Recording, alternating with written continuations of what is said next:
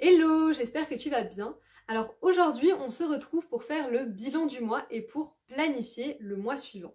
Alors si tu ne me connais pas, moi c'est Léa et je t'aide à vivre une vie saine, sereine et épanouie et à faire de ton bien-être une priorité. Alors à chaque fois qu'un mois se termine, j'aime bien faire le point sur mes objectifs, faire le bilan, regarder ce que j'ai accompli, mais aussi ce que je n'ai pas réussi à faire.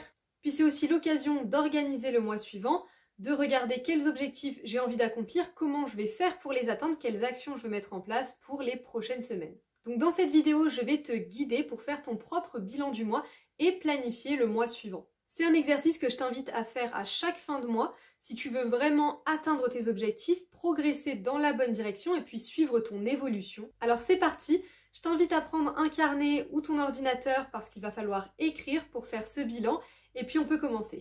Alors on commence avec le bilan du mois et tu vas commencer par décrire ton mois en un seul mot. Ensuite, tu vas te demander qu'est-ce que tu as mis en place pour te rapprocher de tes objectifs ce mois-ci. Maintenant, tu vas noter sous forme de liste tout ce que tu as appris pendant ce mois.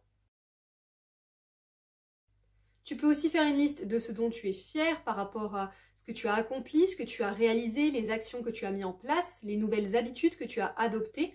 Donc note vraiment tout ce dont tu es fier au cours de ce mois. Maintenant, tu vas répondre à la question quel était ton niveau d'énergie pendant ce mois et tu vas donner une note sur 10.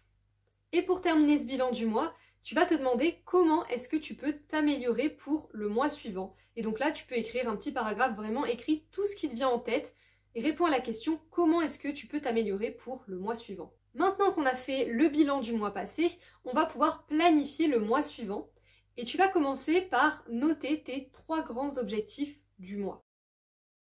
Pour ça, tu peux par exemple regarder tes grands objectifs de l'année et prendre certains objectifs qui vont être les objectifs sur lesquels tu vas te focaliser pour le mois suivant. Mais ça peut aussi dépendre de ce que tu as fait le mois précédent, ce que tu as réussi ou pas à faire. Donc ça, c'est vraiment à toi de voir quels vont être tes 3 objectifs principaux.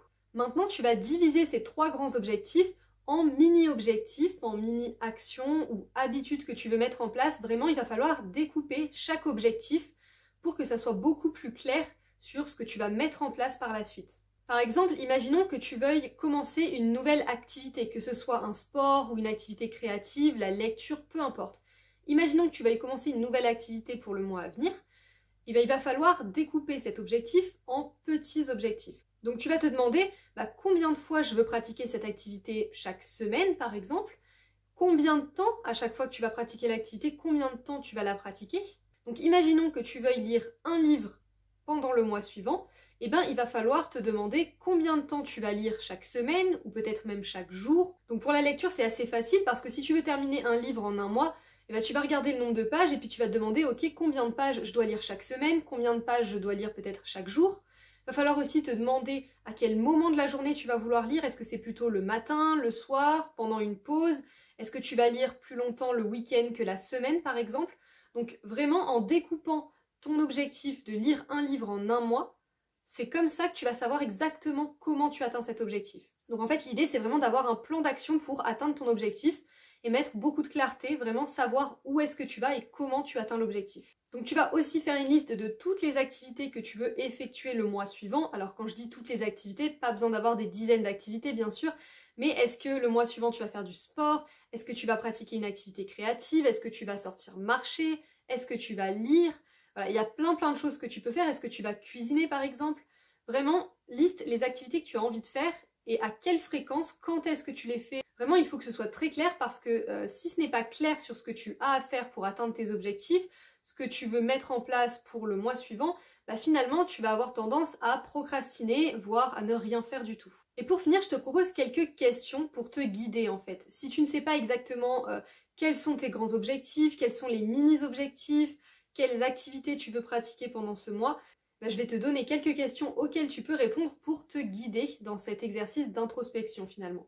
Donc tu peux te demander qu'est-ce que tu veux vraiment, vers quoi tu veux évoluer, qui tu veux être dans le futur et qu'est-ce qu'il te manque pour être heureuse.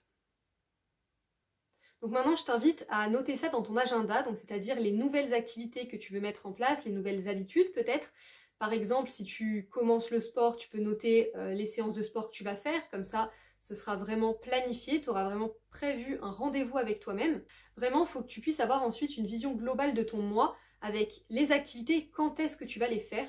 Et c'est vraiment ça qui va t'aider à te rapprocher de ton objectif final. Donc l'organisation, c'est quand même la clé pour pouvoir atteindre tes objectifs, pour pouvoir adopter des nouvelles habitudes, mettre en place des nouvelles activités dans ton quotidien. Donc je te conseille vraiment, une fois que tu as fait cet exercice d'introspection, que tu as fait le bilan du mois, que tu as planifié le mois suivant, de noter dans ton agenda ce qui va t'aider à être certaine d'atteindre tes objectifs chaque jour, chaque semaine et donc à la fin du mois. Puisque forcément, c'est en atteignant tes mini-objectifs, en faisant les petites habitudes que tu veux intégrer, les activités chaque jour, c'est comme ça que tu vas atteindre l'objectif final à la fin du mois. Encore une fois, je t'invite vraiment à te focaliser sur le processus, sur les petites actions que tu vas effectuer chaque jour et chaque semaine, et pas forcément sur l'objectif final à la fin du mois, parce que si tu es trop focalisé sur l'objectif, sur le résultat, tu risques de ne pas apprécier ce que tu fais, tu risques peut-être d'être frustré et de perdre la motivation, bien que je te conseille de mettre en place une discipline, parce qu'il ne faut vraiment pas compter sur la motivation. Et finalement, la discipline, elle se met en place chaque jour avec les petites actions que tu effectues, les nouvelles habitudes que tu adoptes, les activités que tu intègres à ton quotidien. Donc vraiment, sois focalisé sur le processus, sur le chemin, parce que c'est comme ça qu'on atteint ses objectifs sur le long terme. C'est tout pour cette vidéo, merci d'avoir regardé jusqu'au bout. J'espère que mes conseils auront pu t'aider pour avoir plus de clarté sur tes objectifs et puis comment les atteindre. N'hésite pas à me dire en commentaire quels sont tes objectifs du mois. Et puis tu peux aussi liker la vidéo si elle t'a plu et t'abonner pour recevoir les prochaines vidéos. Tu peux aussi me rejoindre sur Instagram où je te partage du contenu chaque jour pour faire de ton bien-être une priorité. Tu peux aussi regarder la description pour recevoir ton e-book Routine matinale offert. Et puis tu peux profiter de moins 40% sur mon programme en ligne Vie Sereine. Je te souhaite une bonne journée et puis je te dis à bientôt pour une nouvelle vidéo.